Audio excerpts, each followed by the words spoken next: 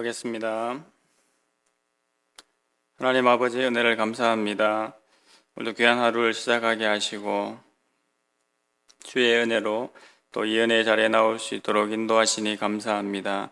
이 시간 우리의 심령이 온전히 하나님을 바라보게 하여 주시고 하나님 앞에 합당한 마음과 심령으로 오늘 하루도 하나님 앞에 살아가는 모든 주의 백성들 되게 하여 주시옵소서.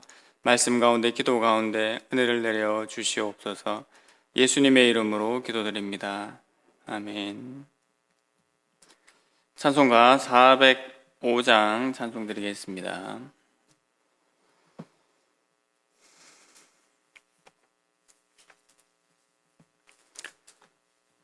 찬송가 405장입니다. 통일 찬송가는 458장입니다.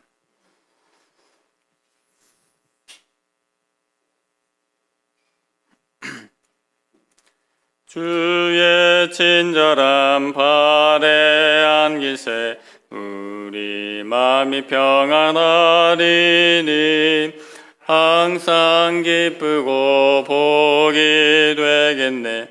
영원하신 발에 안기세 주의 발에 그 크신 발에 안기세 주의 발에 영원하신 발에 안기세 날이 갈수록 주의 사랑이 두루 광명하게 비치고 천성 가는 길 편히 가리니 영원하신 발에 안기세 주의 발에 그 크신 발에 안기세 주의 발에 영원하신 발에 안기세 주의 보좌로 나아갈 때에 기뻐 찬미 소리 외치고 겁과 두려움 없어지리니 영원하신 발에 안기세 주의 발에 그 크신 발에 안기세 주의 발에 영원하신 발에 안기세. 오늘 함께 보실 말씀은 누가복음 1장 57절에서 66절까지 말씀입니다.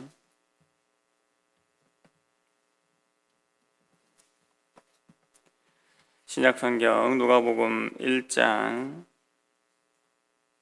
57절에서 66절까지 말씀. 본문은 57절부터 마지막 절 80절까지인데 66절까지만 교독하시겠습니다.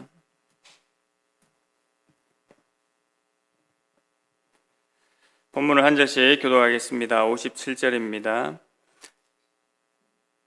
엘리사벳이 해산할 기한이 차서 아들을 낳으니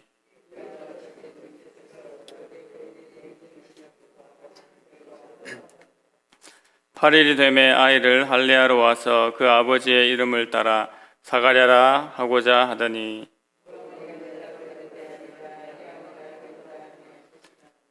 그들이 이르되 내 친족 중에 이 이름으로 이름한 이가 없다 하고 그가 서판을 달라 하여 그 이름을 요한이라 쓰매 다 놀랍게 여기더라.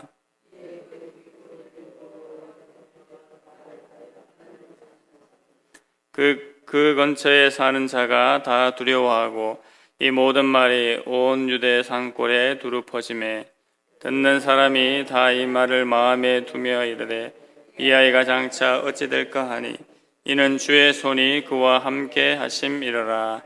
아멘. 오늘 본문의 말씀을 통해서 주의 손이 함께 하심으로 라는 제목으로 함께 말씀 받고자 합니다. 마리아는 자신의 인생 가운데 임하신 하나님을 높이 찬양하였습니다. 그녀는 특별히 하나님을 그들의 조상들이 믿었던 것처럼 창조와 구원의 하나님으로 고백하고 그 하나님을 높이 올려드렸습니다. 그것은 하나님께서 이스라엘을 기억하실 것이라는 언약을 근거로 한 것이었지요. 하나님께서는 이스라엘 향해서 늘 이렇게 말씀하셨습니다. 내가 그들의 하나님이 되기 위하여 민족들이 보는 앞에서 애굽 땅으로부터 그들을 인도하여 낸 그들의 조상과의 언약을 그들을 위하여 기억하리라. 나는 여호와니라고 말씀하셨습니다.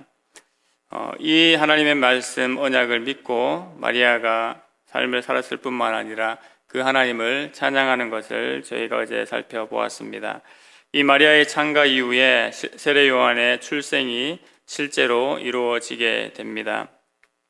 오늘 본문 57절 말씀에 엘리사벳이 해산할 기한이 차서 아들을 낳으니라고 했습니다. 8일이 되어서 이제 이 아이에게 할례를 행하게 되고 또 이 아이의 이름을 짓게 됩니다. 이름은 저희가 아시다시피 천사 가브리엘이 미리 알려주었습니다. 하지만 다른 이들은 이 사실을 알지 못했지요. 그래서 60절에 엘리사벳이 이름을 요한이라고 짓겠다고 하자 친족들과 이웃들이 요한이라는 이름을 가진 자가 없다고 그렇게 말하고 있습니다. 이것은 유대인의 관습과 관련된 것이지요. 아들의 이름은 대개 아버지나 할아버지의 이름을 따서 짓는 것이 관례였기 때문입니다. 그래서 그의 아버지인 사가랴에게도 물어봅니다. 62절, 63절 말씀에 그의 아버지께 몸짓하여 무엇으로 이름을 지으려 하는가 물으니 그가 서판을 달라 하여 그 이름을 요한이라 쓰매 다 놀랍게 여기더라고 했습니다. 요한의 아버지 사가랴는 지금 말하지도 못하고 또 듣지도 못하는 곳으로 본문은 설명을 하고 있습니다. 사람들이 몸짓으로 사가랴에게 의견을 물었는데 놀랍게도 사가랴가 서판을 달라고 해서 그 서판에다가 요한이라는 이름을 적게 됩니다. 이것은 엘리사벳이 말한 이름과 동일한 것이지요. 하나님의 능력을 경험한 이들이 동일한 이름을 지금 말하고 있는 것입니다. 요한의 이름은 히브리어 뜻으로 여호와는 은혜로우시다라는 의미입니다. 하나님의 손길이 어린아이 요한과 또 사가랴 가정에 함께 하신 것처럼 지금 어두운 이스라엘에게도 함께 하심을 드러내는 그러한 이름입니다. 이 요한 이름의 사건으로 인해서 아버지 사가랴의 입도 열려지게 됩니다. 계속해서 64절, 65절에 이에 그 입이 곧 열리고 혀가 풀리며 말을 하여 하나님을 찬송하니 그 근처에 사는 자가 다 두려워하고 이 모든 말이 온 유대 산골에 두루 퍼지매라고 했습니다. 가브리엘이 예고했던 대로 모든 일들은 이루어졌지요. 그리고 심지어 사가랴의 입이 풀리는 일까지 실제로 그렇게 되었습니다. 이 일로 인해서 유대 산골과 모든 듣는 이들이 하나님의 은혜를 경험했고 또 하나님을 기대하게 되었습니다. 하나님의 말씀이 이루어짐을 통해서 하나님의 백성들이 하나님을 믿고 기대하게 됩니다. 그러하기 때문에 하나님 말씀 자체에 능력과 은혜가 있음을 우리가 다시 한번 확인하게 됩니다. 마리아에 이어서 사가랴 또한 살아계신 하나님을 높여드리지 않을 수가 없게 됩니다. 67절에서 69절 말씀에 그 묻힌 사가랴가 성령의 충만함을 받아 예언하여 이르되 찬송하리로다 주 이스라엘의 하나님이여 이 백성을 돌보사 속량하시며 우리를 위하여 구원의 뿔을 그종 다윗의 집에 일으키셨으니라고 하나님을 높여드리고 있습니다. 사가랴는 성령의 충만함을 받아서 지금 예언하는데 특별히 찬송하리로다 주 이스라엘의 하나님이여 라고 고백합니다. 누가복음의 저자인 이 누가의 시대에 이 찬송하리로다 주 이스라엘의 하나님이여 라는 말은 바로 기도의 시작과 중간과 끝에서 사용한 것이라고 합니다.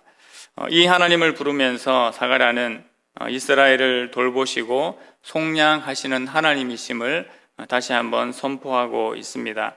이것은 이스라엘 백성에게 자유와 주권을 회복시키시는 것을 가리킵니다.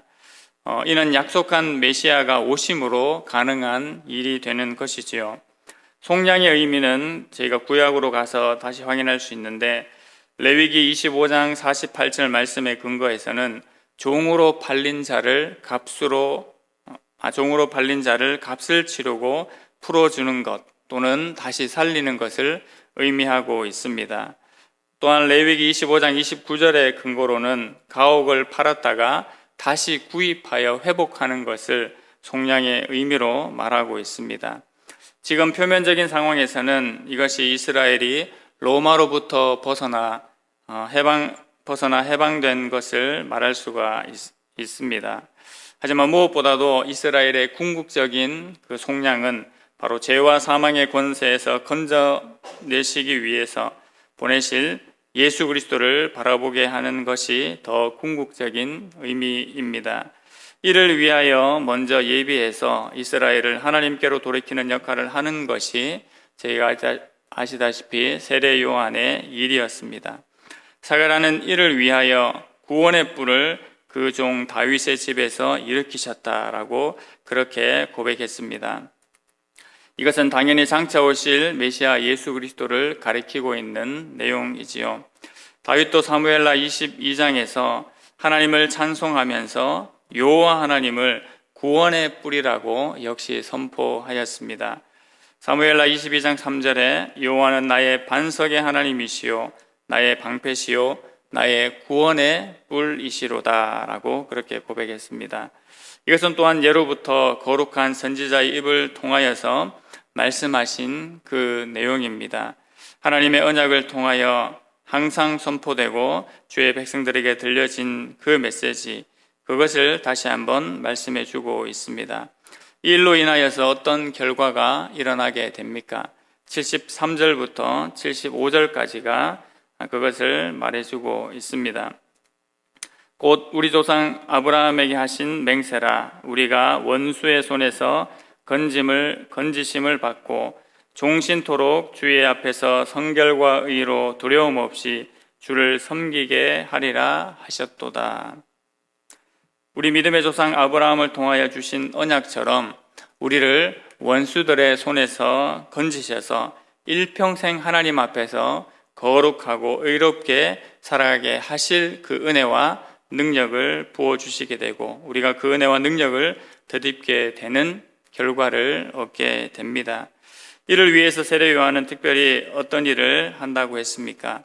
이것은 첫째도 예수 그리스도의 길을 예비하고 둘째도 예수님의 길을 예비하는 일을 감당하게 될 것입니다. 특별히 구체적으로 77절에서 그것을 말씀해 주고 있습니다. 주의 백성에게 그 죄 사함으로 말미암는 구원을 알게 하리니, 이것은 우리가 받는 구원이 어떤 구원임을 정확하게 알려주는 부분입니다. 죄 사함으로 말미암아 구원을 알게 하고 누리게 할 것이라는 것이지요. 예수님께서 이 땅에 오신 목적이 이것입니다. 세례 요한도 이것을 먼저 알게 하는 것이 그의 사명이었습니다. 구원은 예수님께서 분명히 주신 구원의 주체이시지만 구원의 지식을 바로 이 세례 요한을 통해서 알게 하십니다. 예수님께서 나를 위하여 대신 죽으셨음을 알고 믿음으로 구원의 놀라운 은혜를 경험할 뿐만 아니라 그 하나님 아버지의 진정한 사랑과 긍휼을 깨달아 아는 것이 구원의 진정한 의미일 것입니다. 이 은혜와 사랑을 알고 받는 자가 어떻게 됩니까? 돋는 해가 우리 위에 비춤같이 될 것이고 또 어둠과 죽음의 그늘에 앉아있는 자일지라도 우리의 발을 평강의 길로 인도하시는 역사를 맛보게 될 것입니다. 사가랴는 바로 그 말씀을 78절, 79절에서 높이 선포하고 있습니다. 우리에게도 이 은혜가 충만케 되기를 소망합니다. 예수 그리스도를 믿는 자에게 하나님께서 베풀어 주시는 놀라운 구원의 은혜뿐만 아니라 하나님의 놀라운 능력을 부어 주셔서 그것을 누리게 하시고 온전히 경험하게 하시는 은혜가 오늘 우리의 삶 가운데 온전하게 되기를 원합니다. 세례 요한과 같이 그 예수님의 오심을 준비하고 또 선포하며 하나님을 높이 찬양하는 모든 주의 백성들이 되기를 간절히 소망합니다. 하나님 아버지, 은혜를 감사합니다. 하나님, 우리의 인생 가운데 임하신 그 하나님을 직접 경험하며 하나님을 높이 올려드리는 일들을 보게 됩니다. 마리아가 그 입으로 하나님을 고백하고 사가랴 또한 성령의 충만함을 받아서 하나님을 고백하고 높여드리게 됩니다. 하나님, 구원의 하나님을 경험한 자가 하나님을 찬양하지 않을 수 없고 하나님을 높이 선포하지 않을 수 없음을 고백합니다.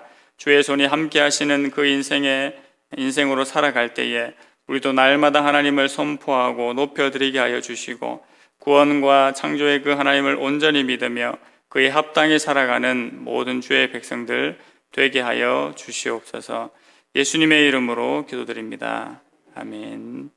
하늘에 계신 우리 아버지여, 이름이 거룩히 여김을 받으시오며 나라의 임하옵시며 뜻이 하늘에서 이룬 것 같이 땅에서도 이루어지이다.